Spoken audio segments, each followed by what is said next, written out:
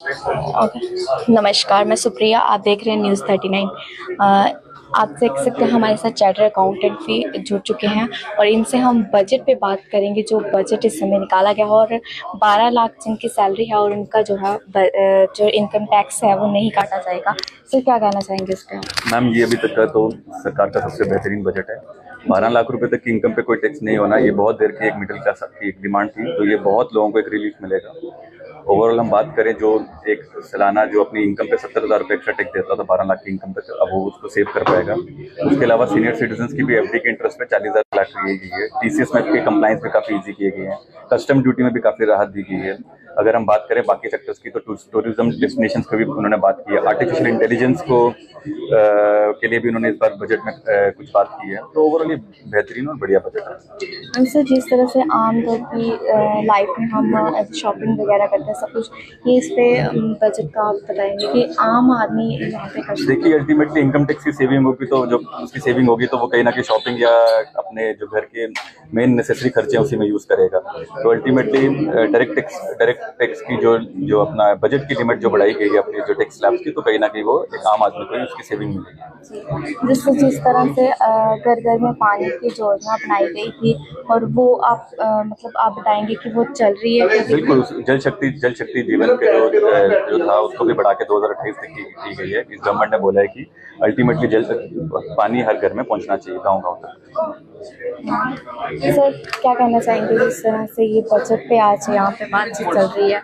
Ma'am, काफ़ी middle class friendly budget है और मैं समझता हूँ कि प्रधानमंत्री द्वारा निर्धारित हमारा जो लक्ष्य है विकसित भारत का, उसी मूल उद्देश्य से जो हमारी तीन जो हमारे जो पिलर्स हैं इकोनॉमी के, एग्रीकल्चर, एमएसएमईज और एक्सपोर्ट्स, उसी पे ध्यान दिया गया है। पॉलिसीज का जो है आवंटन किया गया है। चाहे मैं बात करूं एमएसएमईज की जो 1.5 से 2 टाइम उन्होंने बढ़ाने की बात की गई है, या पीएम स्वनिधि स्कीम है जो स्ट्रीट वेंडर्स को कोलैटरल फ्री लोन देते हैं। तो ओवरऑल एक बजट फ्रेंडली बजट है और मैं समझता हूँ गवर्नमेंट ने लिक्विडिटी को बढ़ाने का इसमें प्रावधान किया है कि ज्यादा से ज्यादा लोगों के पास जो लिक्विडिटी आए।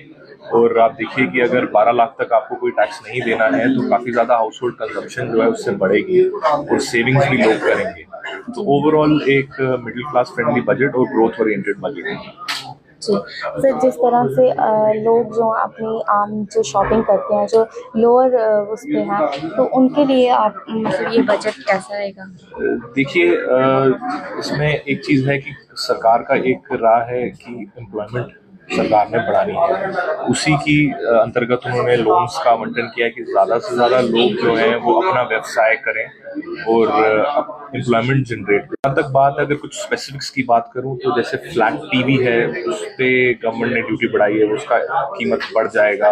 बट उसी के साथ देखें कि अगर जो 36 मेडिसिन लाइफ सेविंग ड्रग्स हैं जिनके ऊपर कस्टम ड्यूटी हटाई गई है, तो जो आम आदमी है उसकी जेब से जो मेडिसिन की प्राइसेस हैं उसको कंट्रोल करने की गवर्नमेंट की एक ये है। और कैंसर जैसी खतरनाक बीमारी के ऊपर भी गवर्नमेंट ने एक फोकस रखा है कि उनके ड्रग्स जो काफी महंगे होते हैं उस पर गवर्नमेंट ने थोड़ा सा निर्यात किया है। तो मैं समझता हूँ कि मिडिल क्लास के अंतर्गत ही ये किया गया है। और अगर हम बात करें जो एग्रीकल्चर में जो किसान क्रेडिट स्कीम है उसको भी बढ़ाया गया है, जो 1.7 करोड़ बेनिफिशरीज हैं।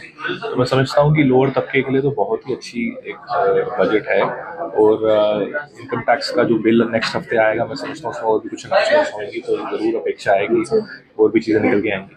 सर, और भी योजना यहाँ बन रही हैं और ऐसी तरह की योजना जो है वो बनेंगी आगे भी? हाँ जी, देखिए, विकसित भारत का जो प्रधानमंत्री का लक्ष्य 2047 का है, 100 साल की आज़ादी के पर्व पे जो उन्होंने स्कीम्स बनाई हैं वो सारी पीपल ओरिएंटेड ही हैं। और मैं समझता हूँ इस सरकार का मूल जो एक वोट बैंक समझ लीजिए या जो फोकस एरिया समझ लीजिए वो मिडिल क्लास और लोअर मिडिल क्लास है।